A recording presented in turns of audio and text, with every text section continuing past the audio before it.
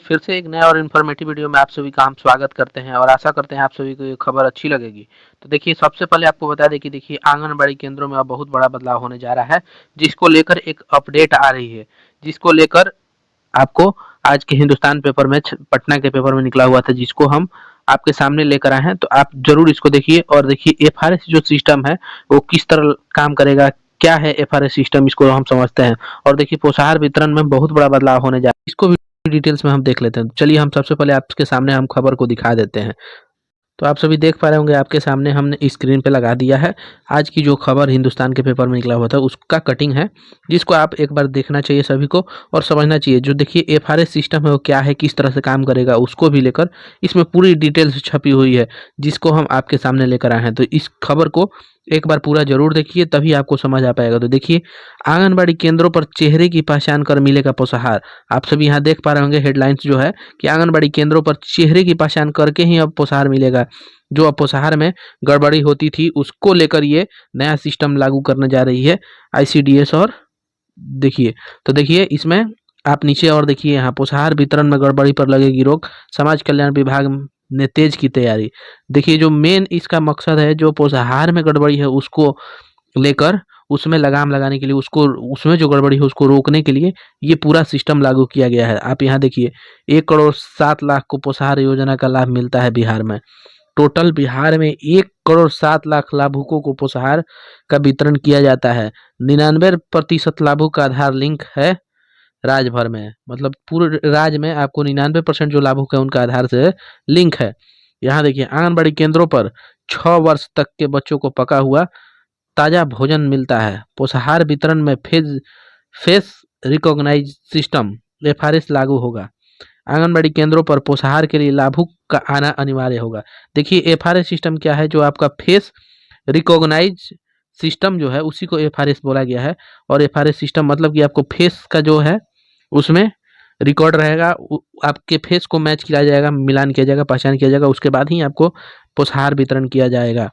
और जो आंगनबाड़ी केंद्रों पर पोषाहार लेने के जो लाभुक आते हैं उनको लाभुक को ही आना अनिवार्य होगा।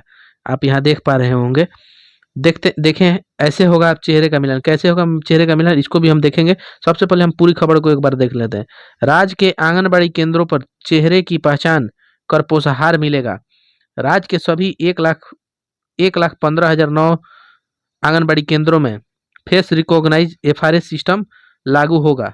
यह व्यवस्था आगामी अप्रैल से शुरू हो जाएगी। पोषाहार वितरण में किसी प्रकार की गड़बड़ी नहीं हो, इसे सुनिश्चित करने के लिए यह व्यवस्था लागू की जा रही है। इसके लिए समाज कल्याण विभाग ने समेकित बाल विकास परियोजना निर्देशालय आईसीडीएस ने तैयार तेज कर दी है। मतलब इसको लेकर तैयारी आईसीडीएस की तरफ से तेज कर दी गई है। राज्य के सभी आंगनबाड़ी केंद्रों पर 1,05,00,000 बच्चों, गर्भवती महिला, अति कुपोषित लड़कियां और महिलाओं का पोषाहार मिलता है। आंगनबाड़ी केंद्र पर लाभुक लगभग आपको 1,07,00,000, इसमें 99% लाभुक का आधार लिंक है। आंगनबाड़ी केंद्रों पर 6 वर्ष तक के बच्चों को पका हुआ ताजा भोजन का प्रावधान है।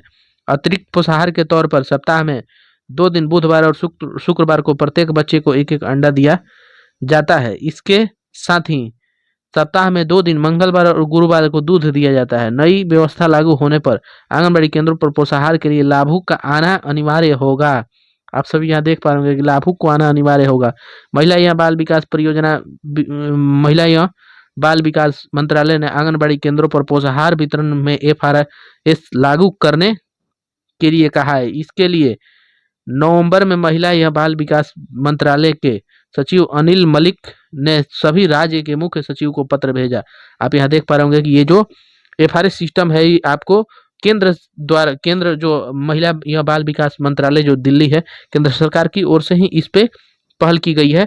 और सभी राज्य के सभी बाल विकास जो परियोजना के मंत्रालय के जो सचिव हैं उनको ये भेजा गया है। आप यहाँ देख पा रहे होंगे कि ऐसे होगा चेहरे का मिलान। कैसे होगा इसमें, देखिए चेहरे को मिलान, इसको एक बार हम यहाँ डिटेल्स में देख लेते हैं। देखिए, पोषाहार वितरण संबंधी रिपोर्ट और मॉनिटरिंग के लिए पोषण ट्रेकर ऐप में ही एफआरएस सिस्टम का फीचर रहेगा। इसकी सहायता से आंगनबाड़ी केंद्रों पर लाभुकों का चेहरा मिलान किया जाएगा। चेहरा मिलान होने के बाद नियमानुसार पोषाहार दे दिया जाएगा। लाभुक का आधार लिंक है।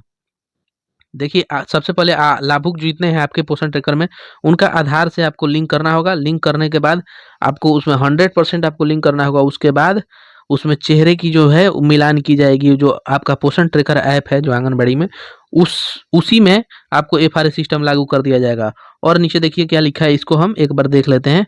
कौशल किशोर ये आईसीडीएस निर्देशक हैं, ये क्या कह रहे हैं एक बार इसको भी देख लेते हैं। देखिए, आंगनबाड़ी केंद्रों पर पोषाहार वितरण में फेस रिकॉग्नाइज सिस्टम एफआरएस लागू करने की तैयारी है।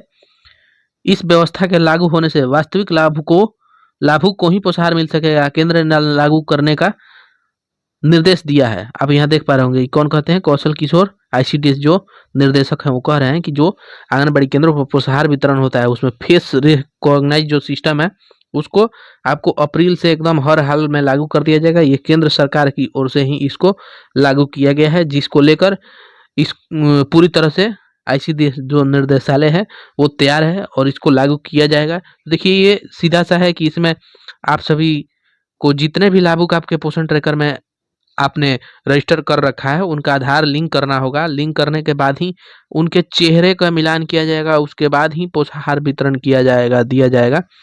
तो आप सभी इस खबर को पूरी जरूर देखिएगा और खबर आप सभी को आशा करते हैं कि अच्छी लगी होगी। तो ज़्यादा से ज़्यादा शेयर और सब्सक्राइब जरूर कीजिएगा। धन्यवाद।